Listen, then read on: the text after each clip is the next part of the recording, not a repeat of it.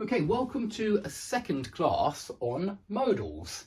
Now, we looked at modals of speculation and deduction in the previous class because that's one of the major uses of modal verbs when we speculate about things that might be true, must be true, can't be true, and we can do that about the past with can't have been true, must have been true, and we can even do it about the future, and we just use, tomorrow.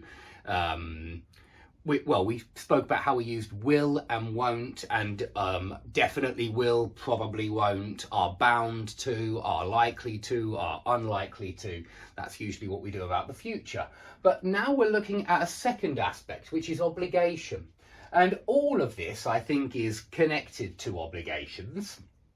And we'll go through what we say when we're trying to talk about things which are obligatory, things which are unnecessary, things which are not just unnecessary but against the law, and that's a different form. We usually see confusion here between don't have to and mustn't, so we'll talk about that in a second.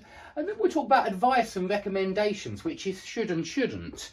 Although I must admit that occasionally you do see should and shouldn't used for speculation, occasionally, but it is rare, and I'll speak about that just before the end. But looking at these four ways of expressing obligations, we have must to express some kind of obligation. So tomorrow I must post this letter. Yeah. But if you want to put must into the past, you can't. It's a modal verb and it doesn't have a past form.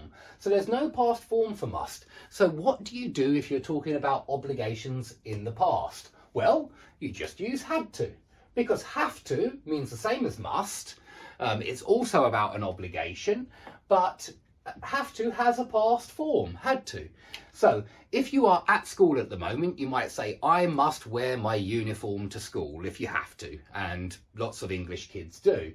But maybe like me, you're an adult and you might say, when I was at school, I had to, not must, I had to wear a school uniform. Yeah, I had to wear a school uniform. So be aware that if you want to put must into the past, you use have to instead. And you can use had to as the past form.